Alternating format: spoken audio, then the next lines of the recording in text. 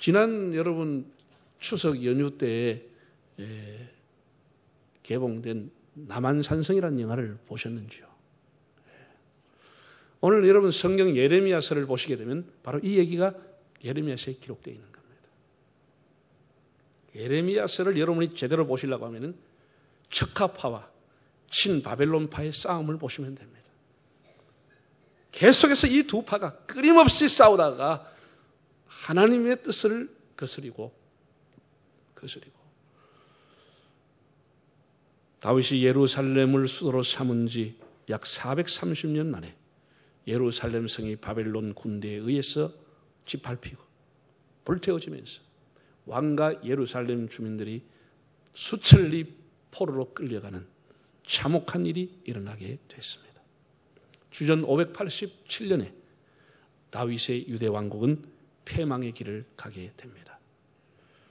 오늘 유대 왕국의 마지막 왕인 20대 왕 시드기야가 등장하고 그 막강한 당시에 권세를 가졌던 4명의 장관들, 그리고 예레미야 선지자, 그리고 또 한 사람, 오늘 주목할 인물인 구스넷이 에벳 멜렉이라고 하는 사람이 본문에 등장하고 있습니다. 먼저 선지자 예레미야라고 하는 사람을 생각해 봅시다. 예레미야는 힐기야라고 하는 제사장의 아들로 태어나서 20살에 하나님의 부름을 받았습니다. 그래서 약 70세가 될 때까지 50년 동안 하나님의 말씀을 대언을 했는데 그의 말씀은 일관성 있게 똑같은 말씀을 했다라는 거예요. 그는 남왕국이 패망할 때 한 5명의 왕과 함께 예언을 했는데 참 놀라운 사실은 5명의 왕이 한 사람도 예레미야의 말을 들어주지 않습니다. 귀밖에 듣는 것이에요. 귀밖에 듣는 것이에요. 답답하면 불러서 물어는 보지만은 그 말을 들어주지 않는 것입니다. 그래서 그는 눈물로 왕에게 호소하는 눈물의 선지자라는 별명을 갖게 되었습니다. 정말 벽창호였습니다. 말을 해도 들어주지 않는 것입니다. 그래서 예레미야는 그 자신이 백성들과 함께 바벨론 군대 포로로 끌려가다가 라마라고 하는 곳에서 바벨론의 최고 사령관인 느부사라단이 이 사실을 알고 행렬을 중지하고 예레미야를 불러서 선대하면서 풀어주었습니다. 갈 곳으로 가시라. 풀려난 이후에 그는 예루살렘에서 말년을 보냈는지 애굽에 가서 말년을 보냈는지조차도 알 수 없이 역사의 무대에서 사라지게 됩니다. 그의 외침은 한 가지였습니다. 우리 민족의 죄가 쌓이고 쌓여서 하나님의 진노를 피할 수 없게 되었다.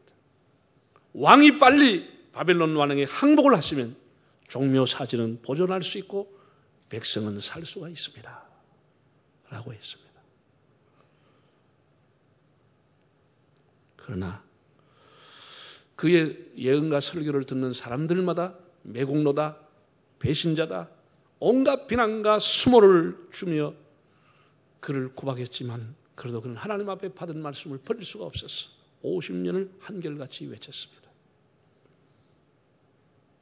본문에 보면 시드기야 왕에게 그가 마지막으로 건면하는 내용이 나옵니다. 참 애절한 마음으로 마지막으로 건면하는데 그마저 외면을 당하고 오히려 진흙구덩이에 빠뜨리게 됩니다. 자, 본문 한번 보실까요? 38장 2절 읽어보겠습니다. 여호와께서 이와 같이 말씀하시되 이 성에 머무는 자는 칼과 기근과 전염병에 죽으리라. 그러나 갈대아인에게 항복하는 자는 살리니 그는 노랑물 얼음같이 자기여. 자, 여기에 갈대아인이라는 것은 바벨론 사람입니다. 하나님께서 예레미야에게 주신 마지막으로 시드기야를 건면한 말이 뭐냐? 바벨론 사람에게 항복하면 삽니다. 항복하십시오. 이 마지막 건면이었습니다. 그랬더니 4절에 어떤 답이 돌아왔죠? 4절에 이에 그 고관들이 왕께 아뢰되 이 사람이 백성의 평안을 구하지 아니하고 재난을 구하오니 청하건대 이 사람을 죽이소서. 그가 이같이 말하여 이 성에 남은 군사의 손과 모든 백성의 손을 약하게 하였나이다. 자, 왕에게 가서 예레미야가 바벨론에게 항복하라는 얘기를 이 막강한 권세를 가지고 있는 장관들이 기득권을 가지고 있는 사람이 듣고 한 얘기입니다. 왕을 찾아갔어요. 왕 전하, 예레미야의 목을 베서 저자에 다십시오. 그이 하는 말은 늘 재앙을 말하고 있고 백성과 군대의 사기를 꺾고 있나이다. 그를 베십시오 라고 얘기한 거예요. 그래서 줏대가 없는 왕이 한 얘기가 내가 당신들의 뜻을 거스릴 수 있겠소. 당신들 좋은 대로 하시오. 그렇게 하고 만 것이. 그래서 6절을 한번 읽어보겠습니다. 6절 그들이 예레미야를 끌어다가 감옥들에 있는 왕의 아들 밀기야의 구덩이에 던져 넣을 때에 예레미야를 줄로 달아내렸는데 그 구덩이는 물이 없고 진창 뿌림으로 예레미야가 흘구덩이 속에 빠졌더라. 그래서 감옥이죠. 나올 수는 진흙 구덩이에 그냥 던져버렸습니다. 죽으라는 것이죠. 백성들의 사기를 떨어뜨리고 재난과 재앙만 얘기하는 이런 인간들을 왜 살려두느냐? 그게 무슨 선지자냐? 목을 베버리라는 것이죠. 그래서 굶어 죽으라고 구덩이 속에 던져버렸습니다. 예레미야는 40-50년 동안을 일관되게 하나님 말씀을 전했습니다. 그가 수염이 뽑히기도 하고 침뱉음을 당하기도 하고 벌기를 맞기도 하고 옥에 갇히기도 하고 감옥에 그 구덩이에 빠지기도 하면서도 자기의 표국의 평안을 말하고 싶지만 하나님이 그 말씀을 주시지 않으니까 나라가 망한다는 말씀을 자꾸 주시니까 내가 다시는 하나님의 이름으로 말하지 않겠다고 결심하고 결심했지만 예레미야 20장을 보면 가슴이 불붙는 것 같았어. 내가 말하지 아니할 수 없다. 이 나라는 망하니 속히 항복을 하고 백성들은 돈이 있다가 하면 바벨론에 가서 땅을 사시오. 땅을 사시오. 누가 그 얘기를 듣고 싶어 하겠습니까? 그러나 그는 하나님 앞에 말씀을 받은 신언 전달자로서 성언 전달자로서의 사명을 다했습니다. 그러나 살아있는 동안 그의 인기는 없었습니다. 인기는 없었지만 하나님의 말씀을 전했습니다. 두 번째 시드기야 왕이라고 하는 사람을 보겠습니다. 이 시드기야라고 하는 사람은 요시야 왕의 동생입니다. 요시야가 죽고 그의 아들 여호야긴이 왕이 됐습니다. 그러나 여호야긴이 바벨론에 협조하겠다고 했지만 협조하지 않게 되자 여호야긴을 소환하고 바벨론의 느부갓네살이 소환을 하고 대신으로 세운 왕이 시드기야라고 하는 사람을 세운 겁니다. 그러니까 바벨론 나라에서는 이 자기의 꼭두가시 역할을 하려고 세워난 사람이 시드기야. 원래 이름은 마따니아인데 바벨론의 왕이 이름을 바벨론식으로 시드기야로 바꾸어서 왕으로 삼아서 세운 사람. 이 사람이 21살에 왕위에 올라서 11년 동안 통치를 했고 마지막 왕이 됐습니다. 그러나 이 사람은 시간이 가면서 바벨론의 꼭두가시 노릇을 한 것이 아니고 바벨론을 배반하게 되었다. 책가파가 됐다. 책가파의 얘기를 들었다. 그 얘기입니다. 그는 아주 유약하고 줏대가 없어서 이랬다 저랬다 하는 사람의 대표입니다. 이 사람 말 들으면 옳소이다.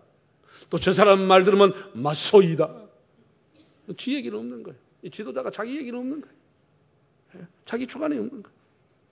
그래서 친바벨론 정책을 따르시옵소서 하면 그래야지. 아닙니다. 또 책가파의 얘기를 들으면 바벨론을 배척해야 됩니다. 그렇게 해야지. 이러다 결국은 예루살렘 성이 포위를 당하게 되고 패망의 길을 가게 된 것이죠. 참 자기 곁에 대단한 사람인 예레미야가 곁에 있어서 늘 하나님 앞에 돌아올 것을 말해도 하나님 앞에 돌아올 생각은 안 하는 거예요. 참 이 시드기야의 특징은 뭐냐 하면 국가가 위기를 당한다. 자기 개인적으로 가정적으로 답답하고 어려움 당하면 항상 예레미야를 부르는 겁니다. 선지자를 불러보는 겁니다. 불러서 많은 대화를 하지만 한마디도 듣지는 않습니다. 참 독특한 사람입니다. 설교는 수없이 듣는데 항상 지 길로 가는 겁니다.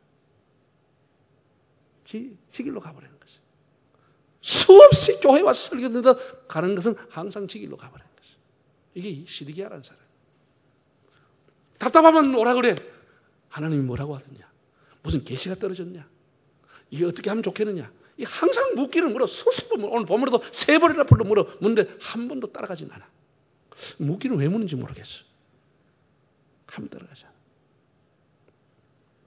네, 그래가지고 예레미야가 항복하라 그랬죠? 항복하라 그러니까 그 신하들이 그것을 알고 5절에 어떻게 하죠? 자, 5절 다시 한번 읽어보겠습니다.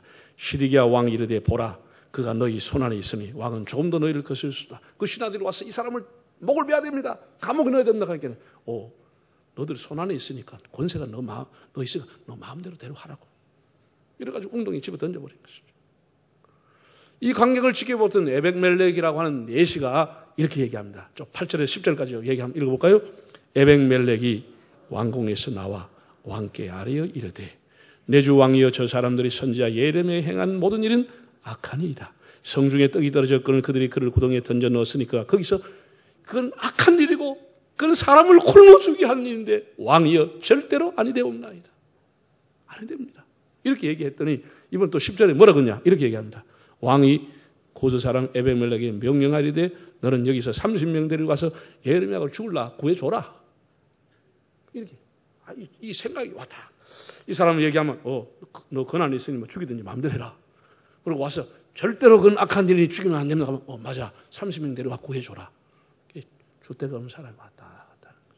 눈치를 보는 사람, 양다리를 거치는 사람, 용기와 자신과 신앙이 없으니까 항상 세상의 눈치 보고 교회 눈치 보고 하나님 눈치도 한번 슬쩍슬쩍 봐가면서도 지멋대로 살아가는 사람. 시드기야라고 하는 사람. 수많은 하나님의 권고를 받았지만 듣지 않았던 시드기야의 최후는 이렇게 마감이 됩니다. 그 다음 장 39장을 보면 유대 왕국의 패망이 나오는데 39장 6절에서 8절을 읽어보겠습니다. 바벨론의 왕이 림나에서 시드기야의 눈앞에서 그의 아들들을 죽였고 왕이 즉 바벨론 왕이 또 유다의 모든 귀족을 죽였으며 바벨론 왕이 또 시드기야의 눈을 빼게 하고 바벨론으로 옮기려고 사슬로 결박하였더라. 바벨론 사람들이 왕궁과 백성의 집을 불사르며 예루살렘 성벽을 헐어버렸다. 그러니까 전쟁이 나니까 이 겁쟁이가 우유부단히 놀래가지고 비밀통로로 도망을 가다 딱 잡혔어. 그래서 바벨론의 왕 앞에 느부갓네살 앞에 달달달 떨면서 와 있는데 왕이 머리를 들어라! 머리를 들게 하고 그 왕이 보는 앞에서 왕비와 왕자들 목을 다 쳐버렸어. 다 자기 보는 앞에서 다 죽여버렸어. 아첨하고 측근을 행사했던 인간들, 척가파들 목을 다 베버려요. 다 귀족들 다 죽여버렸어. 자기 눈앞에서 자기 자식들이 다 죽었어. 자기 마누라 다 죽었어. 그래도 바벨론 왕이 화가들 불렀어요. 저놈의 두 눈을 빼버려라 했어. 두 눈을 빼버렸어. 두 눈을 빼버렸어. 시드기야 이렇게 비참하게 쇠사슬에 묶였어. 굴비처럼 묶여가 수천리 바벨론으로 백성들이 끌려가는 거예요. 하나님의 말씀을 거절했던 사람의 마지막 모습이 이렇게 기록되어 있는 것입니다.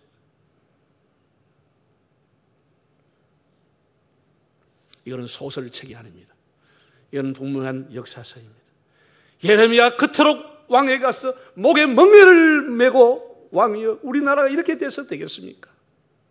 뱃띠를 차고 가서 얘기하고 토기를 가지고 와서 왕 앞에 깨뜨리면서 토기장이가 이렇게 그릇을 깨버리듯이 우리나라를 깨려고 하는데 정신을 차리고 하나님 앞에 돌아오라고 해도 돌아오지 않았어. 토기장이가 그릇을 깨는 고난을 가졌듯이 하나님께서 우리를 깨뜨리려고 당신을 깨뜨리려고 하니까 제발 정신을 차리고 나를 찾고 나를 찾으면 만나리라고 하셨으니 하나님을 찾으시라고. 그래도 하나님 찾지 않았어. 소위 몸으로 행위 예수를 보였어. 그의 몸을 가지고 설교를 했어. 그때마다 저놈은 융통성이 없어. 저놈은 고지식해. 저놈은 입만 열면 맨날 심판 얘기만 하냐.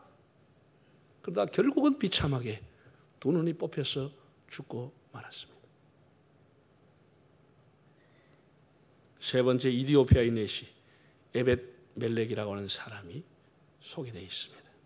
정말 이 사람은 어디에서 어떤 일을 했는지를 잘 기록되어 있지 않지만 어떻게 왕궁까지 왔는지는 기록되어 있지 않지만 구스 사람 넷이라고 했습니다. 구스라고 하는 것은 저 나일강 상류에 살았던 이디오피아를 말합니다. 이디오피아. 사도행전에 구스 사람이 나오죠. 빌립에게 세례를 받았던 사람. 이 이디오피아의 내신 황간이라고 해서 성불구자입니다. 참 미천한 직분을 가지고 있는 이방인이었습니다. 유대인이 볼 때는 이방인에 불과했습니다. 당시에 그 왕궁에 수많은 문무백관과 조정의 신료들이 있었지만 끝까지 믿음과 신앙과 양심을 지킨 사람은 이 에벡멜렉 한 사람밖에 없었다. 참 기가 막힌, 그러니까 나라가 망하는 거예요. 망하는 거예요. 에벡멜렉은 양심이 살아있었습니다. 그런 예레미야가 세도가들에 의해 가지고 웅덩이에 던져지자 왕에게 담대히 나아가서 전하, 선지자를 웅덩이에 빠뜨려 굶어 죽게 해서는 아니 되옵나이다. 아니 된다고 얘기했어요. 그것을 만약에 그 권세 있는 사람이 알면 그 자리에서 목이 날아갈 일이야. 네가 감히 내시의 주제에 우리가 하는 일에 참여하느냐, 국사에 참여하느냐, 당장 목을 베고 끊어버려. 그런데 그는 목숨을 걸고 용기를 가지고 왕에게 나갔어.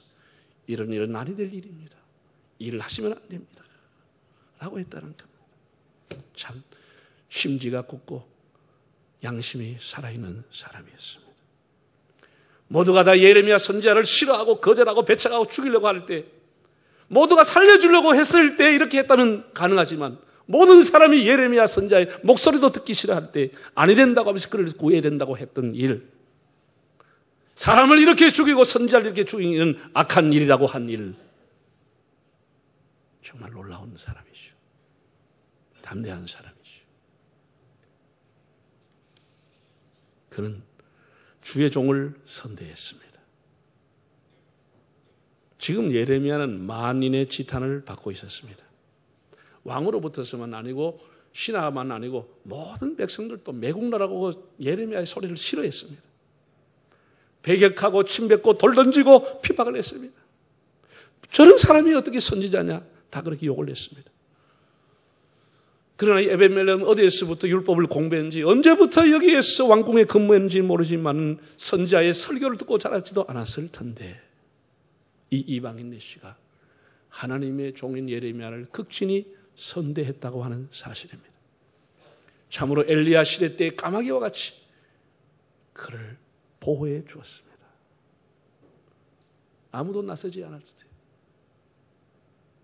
아무도 그 권세가들 두려워서 나서지 않았을 때, 이런 일은 악한 일이라고, 이렇게 하면 안 된다고 나섰습니다.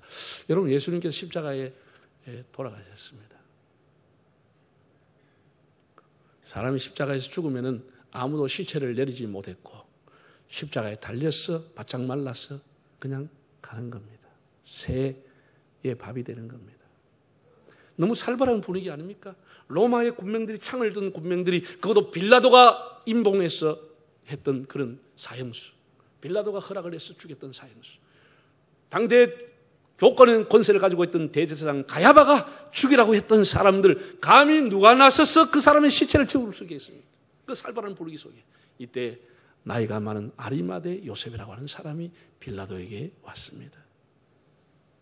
총독각하, 제가 저 예수의 시신을 장사하고 싶습니다. 저렇게 매달아 두어서는 되지 않지 않습니까? 그래서 빌라도가 감동을 받았어. 그렇게 하라고. 자기가 들어가려고 파놓았던 무덤에 예수님을 장사 지냈다고 했습니다. 그러나 그 당시에 예수님은 많은 사람의 인기가 있었습니다. 많은 사람이 따랐습니다. 가는 곳마다 기적을 행해서 수많은 사람이 예수님 가운데 모여들었습니다. 인기가 있었던 분이었습니다. 그러나 그렇게 하기도 힘들었죠, 분위기가. 그러나 목숨을 걸고 빌라도에게 시신을 장사할 것을 허락을 받았습니다. 그러나 지금 에벤멜렉은 그거하고 비교가 안 될 만큼 살벌한 분위기. 예레미야 선지자 자체가 인기가 없던 사람, 다 짓밟아 죽이려고 했던 사람. 그런데 그가 이렇게 하면 안 된다고, 이것은 악한 사람이라고, 이 하나님께서 이 모든 것을 다 지켜보시는 것입니다. 하나님이 이 모든 것을 지켜보시고 그에게 어떻게 예우해 주었느냐, 어떻게 예우해 주었느냐. 하나님은 선지자 예레미야를 불렀습니다. 불러가지고 에벳멜렉이라고 하는 한 사람에 대해서 이렇게 예언을 해주라고 말씀을 주었습니다. 한 사람에게. 자, 한번 읽어보겠습니다. 39장 16절부터 너는 가서 구스인 에벳멜렉에게 말하기를 만군의 여호와 이스라엘 하나님 말씀에 내가 이 성에 재난을 내리고 복을 내리지 아니하리라 한 나의 말이 그날에 네 눈앞에 이루리라. 여호와의 말씀이니라. 내가 그날이 무슨 날이죠? 예루살렘이 불타고 함락되는 그날에 너를 구원하리니, 에비멜렉 너를 구원하리니 네가 그 두려워하는 사람들의 손에 넘겨지지 아니하리라. 내가 반드시 너를 구원할 것인지 네가 칼에 죽지 아니하고 네가 노략물같이 네 목숨을 얻을 것이니 이는 네가 나를 뭐 했음이라? 믿었음이니라. 여호와의 말씀이니라.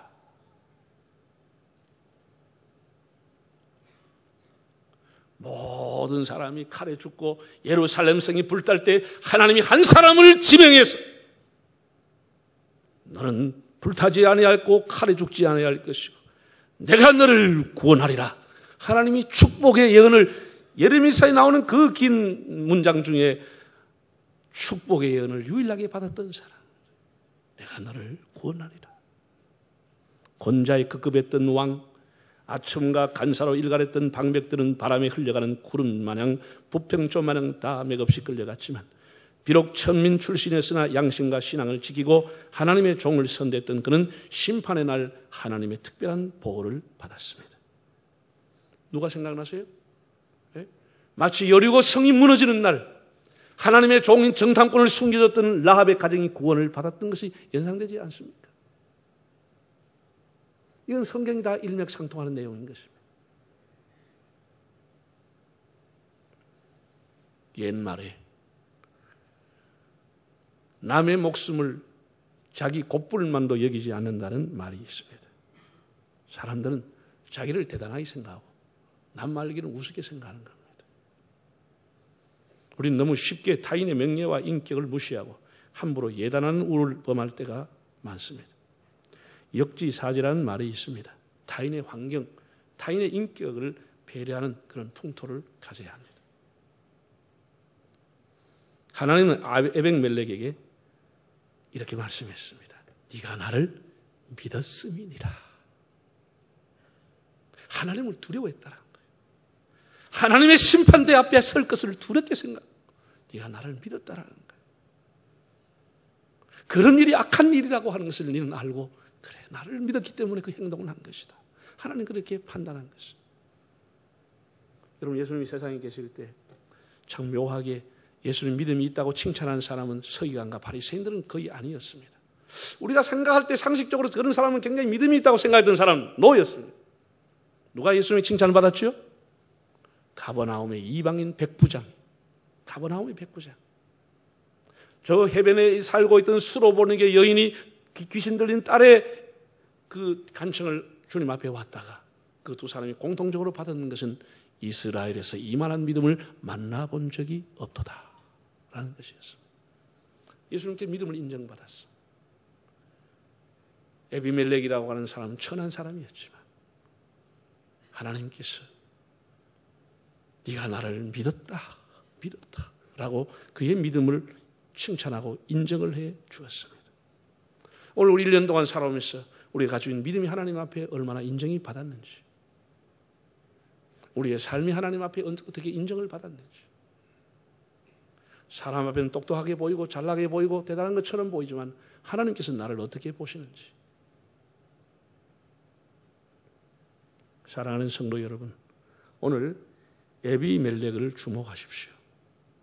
우리의 환경과 처지가 어떻든지 탓하지 말고 우리가 어떤 자리에 있든지 믿음과 선한 양심을 지키십시오. 세상의 풍조가 아니라 하나님의 정신을 따라 살면 어디에 있든지 하나님이 구원의 날개로 그를 덮어주십니다. 시드기야는 그 좋은 자리에 그 곁에 항상 선지자가 하나님의 말씀을 권했지만은 번번이 거절하다가 끝내는 더 이상 하나님의 말씀을 듣지 못하고 졸지에 심판을 당하게 되었습니다. 우리 교회가 다음 세대 교육상을 수상을 하는 것을 기회로 다음 세대의 신앙 개성에 더 힘을 쓰고 뿐 아니라 우리의 배후에 늘 하나님이 계시고 하나님 우리를 지켜보심을 알고 하나님과 동행하고 하나님 앞에 인정받는 믿음의 사람들이 되시기를 바랍니다.